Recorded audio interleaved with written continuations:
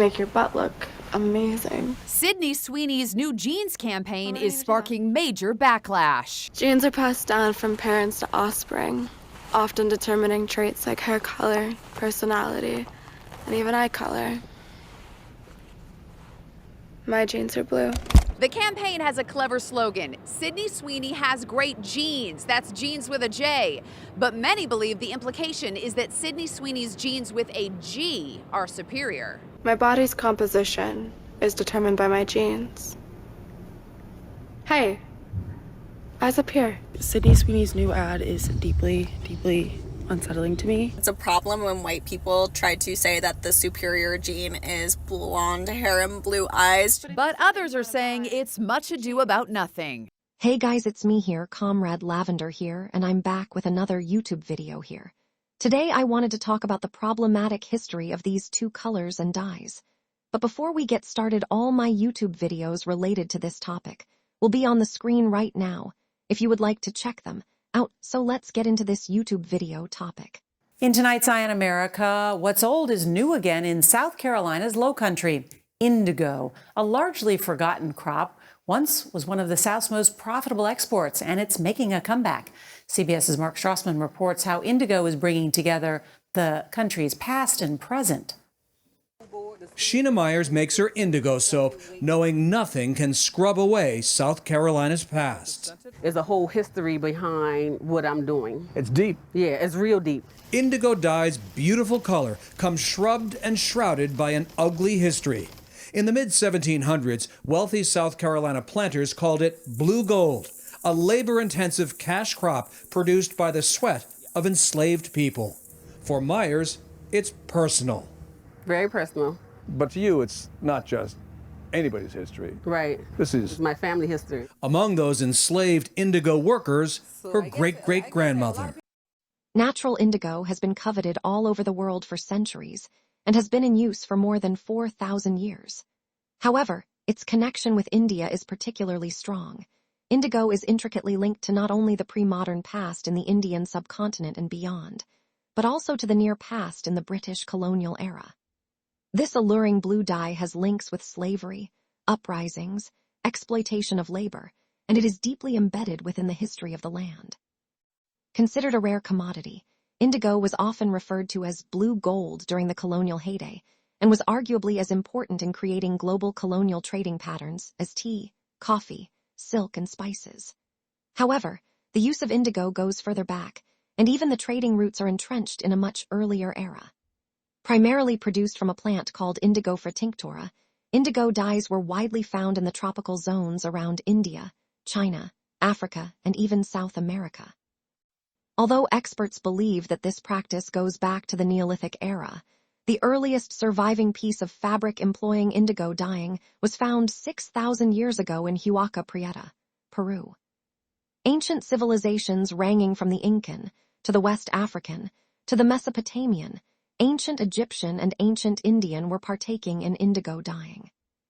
Each region had its own crop variations, but it was the Indigo tinctura plant that eventually domesticated in India and subsequently found its way to the Greco-Roman empires, where due to its rarity, it was considered a luxury reserved for the aristocracy.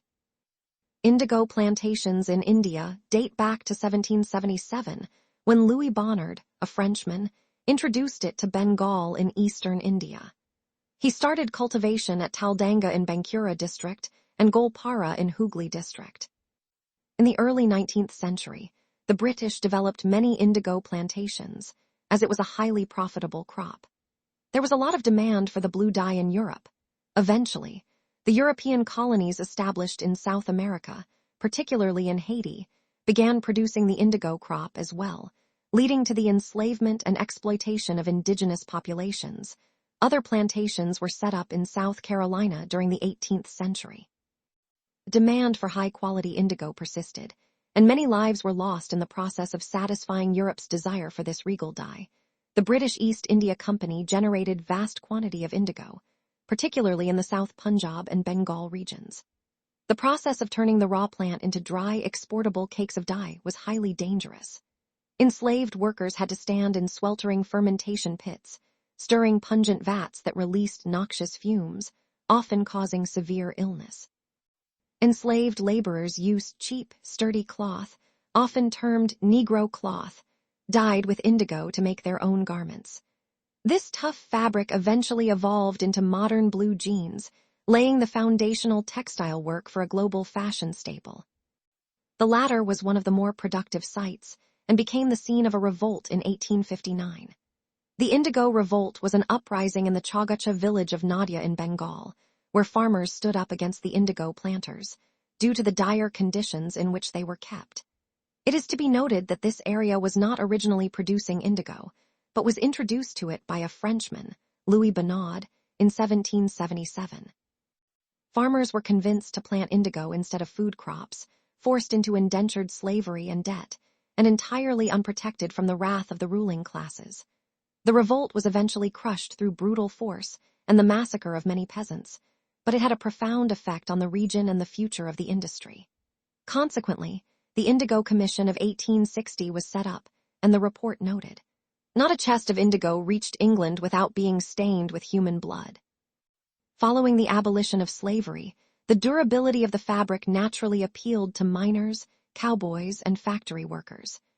Decades later, during the civil rights movement, Black activists intentionally wore denim overalls and work shirts as a powerful symbol of solidarity and resistance. What if you woke up in ancient Rome wearing your favorite purple sleepwear? You'd be arrested before you could even stretch. In Rome, purple belonged to one man, the emperor. This is Tyrian purple, worth more than gold, more than land. To make just 1 gram, workers crushed 9,000 sea snails by hand. The smell was so bad you could smell Emperor Nero from blocks away. The most powerful man in the world and the most pungent. Merchants who traded it could buy a house with a single vial, maybe 2. But Nero wasn't sharing. Wearing solid purple was an act of usurpation, a direct challenge to the throne, and if Nero looked at you like that, you already knew how it ended. The penalty? Execution. Perhaps no other color in history has been so celebrated and so reviled as the color purple. Although it has come to be known as the shade of royalty, the workers who labored to make the dye in the Roman Mediterranean were often viewed as lowly. During the later Roman Empire, these workers were even subject to state control.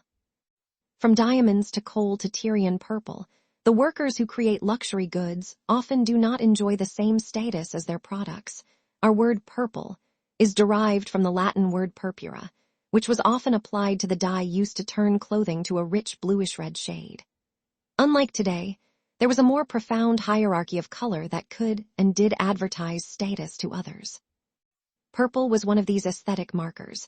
Though there were many shades to choose from, the most prized and expensive dye was called Tyrian purple, which came from small mollusks called murex snails.